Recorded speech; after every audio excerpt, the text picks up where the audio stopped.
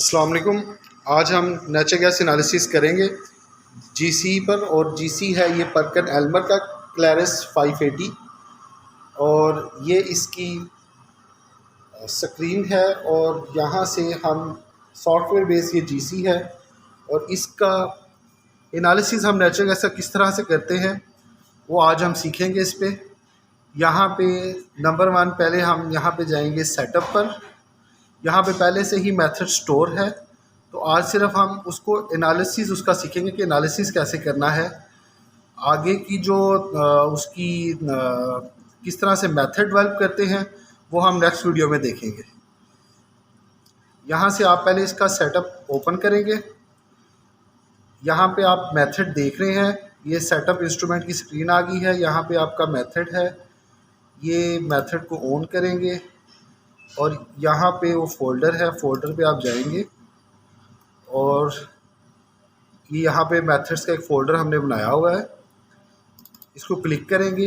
ये आपके सामने आ रहा है नेचुरल गैस, तो नेचुरल गैस एनालिसिस है, तो इसको हम क्लिक करेंगे, इसको सेलेक्ट करवाएंगे और उसके बाद इस फाइल का नाम देंगे। इसको हम नाम दे देते हैं इसी तरह से नेचुरल गैस, और उसके बाद ये सप्रेस रिपोर्ट्स को क्लिक करके, ताकि हमारी वो प्रिंटर अगर अटैच नहीं है तो उसकी रिपोर्ट्स वगैरह ना आए, इसको ओके कर देंगे। यहाँ पे अब ये आप देख रहे हैं कि फ़ौरन ही वो सेटिंग अप पे चला गया है इंस्ट्रूमेंट, लेकिन अभी तक नॉट रेडी का स्टेटस आ रहा है जीसी का। उतनी देर हम इसको, जो हमारा बैलून में सैंपल है नेचुरल गैस का, उसको जीसी पे लगाएंगे।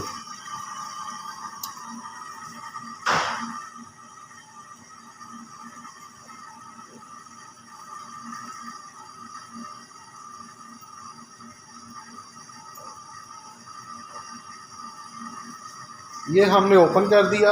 ये यहाँ पे डेसिकेंट है, ताकि यहाँ पे मॉइस्चर को रिमूव किया जा सके अगर किसी किस्म का आ रहा है। उसके बाद यहाँ पे आप देख सकते हैं कि यहाँ पे लिखा हुआ है सैंपल आउट, ठीक है। और इसी तरह यहाँ पे है सैंपल इन, यहाँ से सैंपल इन हो रहा है और यहाँ से आउट हो रहा है। और ये आप देख रहे हैं कि बबल्स निकल रहे हैं कि जीसी के अंदर से सैंपल पास हो रहा है। इसको अब कुछ देर के लिए जीसी को अपनी सेटिंग करने के लिए अब यहाँ पे आ जाते हैं। आप स्क्रीन पे देख सकते हैं कि यहाँ पे क्लैरिस 580 रेडी आ चुका है और जीसी अभी भी नॉट रेडी आ रहा है, और ये इक्विलिब्रियम अप स्टेट में चला गया है।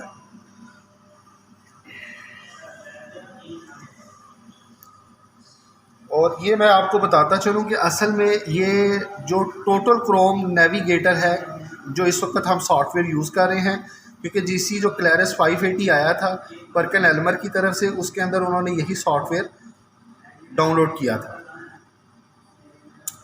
अब ये कुछ देर में जीसी रेडी हो जाएगा। अगर हम यहाँ पे आएँ तो स्क्रीन के ऊपर भी उसी तरह से आ रहा होता है कि जीसी रेडी आ चुका है, और यहाँ पे भी आप देख सकते हैं जीसी का नीचे भी रेडी आ गया है और आईएफ भी रेडी है और क्लैरिस 580 भी रेडी है।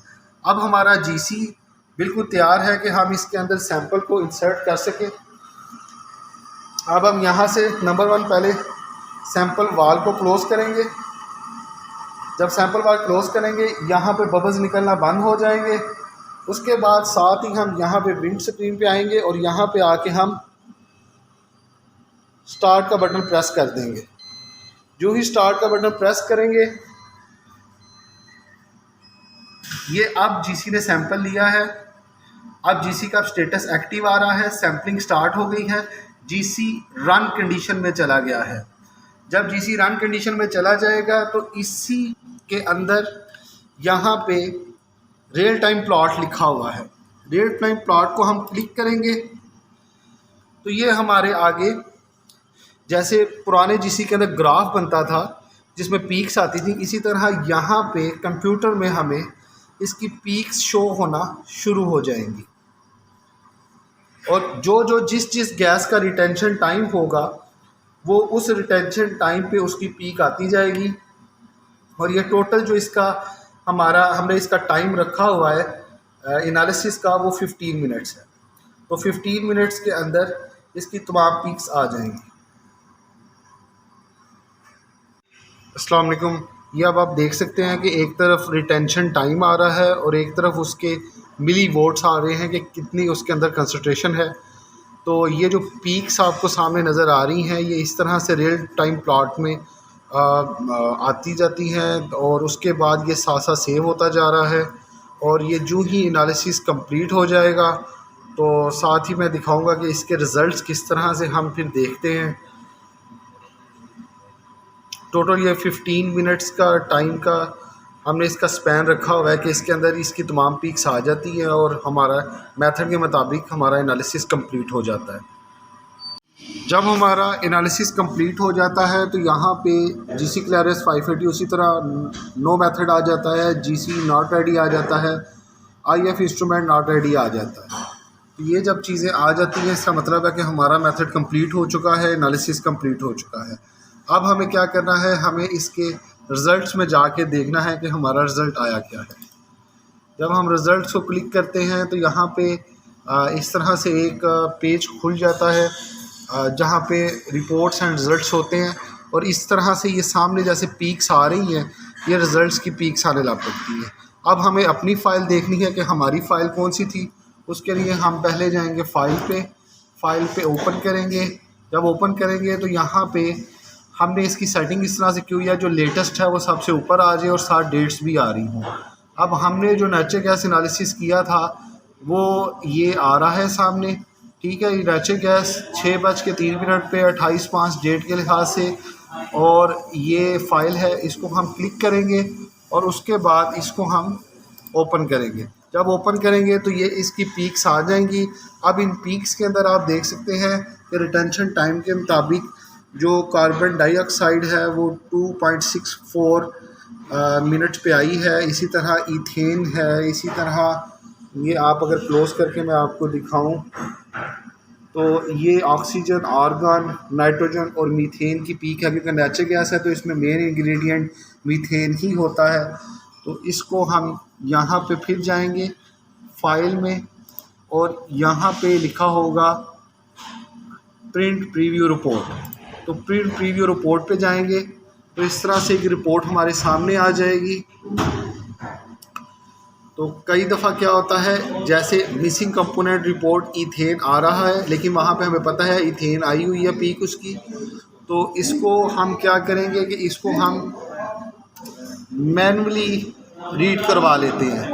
हम इसके कंपोनेंट्स में जाएंगे, मैनुअल आइडेंटिफिकेशन है उस पे जाएंगे और यहाँ पे हम पीक सेलेक्ट करेंगे। ईथेन की हमारी मिसिंग आ रही थी, उसको क्लिक करेंगे। ये इस वजह से कई दफ़ा हो जाता है कि जो हमने मेथड में इसका टाइम दिया होता है उससे थोड़ा सा कम या ज़्यादा टाइम पे अगर पीक आ जाती है, थोड़ा सा फ़र्क आ जाता है, वो उसकी कंसंट्रेशन की वजह से आता है। तो अगर रिटेंशन टाइम में थोड़ा फ़र्क आ जाता है तो फिर पीक को मैनुअली आइडेंटिफाई करवाया जाता है। तो फिर इसको ये साथ रीसाइन लिखा हुआ है, हमने उसको पहले क्लिक किया है। उसके बाद हम यहाँ पे जाएंगे और यहाँ पे वो सारे कंपोनेंट्स हैं जो इस मेथड में किए गए हैं। यहाँ पे हम ईथेन को क्लिक करेंगे और उसके बाद रीसाइन का बटन क्लिक कर देंगे, वो रीसाइन हो जाएगा। इसके बाद रिटर्न पे जाएंगे और फाइल को दोबारा से प्रिंट प्रीव्यू रिपोर्ट पे जाके ओपन करेंगे। तो वो जो हमारा मिसिंग कंपोनेंट था वो अब मिसिंग नहीं रहा, उसको रीड कर चुका है GC और वो पहले जो पीक आ रही थी अब रीड कर चुका है। ये जो 7 कंपोनेंट नेम आ रहे हैं, साथ ही रिपोर्ट में टाइम आ रहा है कि उनके जो रिटेंशन टाइम है। और यहाँ पे जो हम असल में जो रियल वैल्यू लेते हैं वो जो आपकी ये एडजस्टेड अमाउंट लिखी हुई है ये वाली इसकी रियल वैल्यू है। यहाँ पे आप देख सकते हैं कि इसमें नेचर गैस के अंदर मीथेन हमारा मेन इंग्रेडिएंट है वो 89.43% है और जो आपका नाइट्रोजन है वो 3.67, कार्बन डाइऑक्साइड 0.55, ईथेन 5.10 और ऑक्सीजन जो आर्गन है वो 0.04 है। और जो साइड पे लिखा आ रहा है वो C3+ आ रहा है।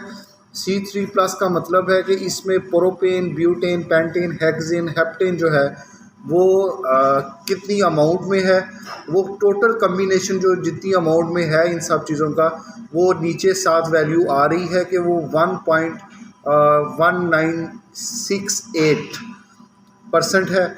और ये इस टोटल अमाउंट ये बाई बैलेंस निकाली हुई है उस जीसी ने, और बाकी उसने कैलकुलेट किया हुआ है। तो इस तरह से हम नेचुरल गैस एनालिसिस करते हैं और इस तरह से उसकी रिज़ल्ट्स हमारे सामने शो हो जाते हैं। Thank you so much. अल्लाह हाफ़िज़।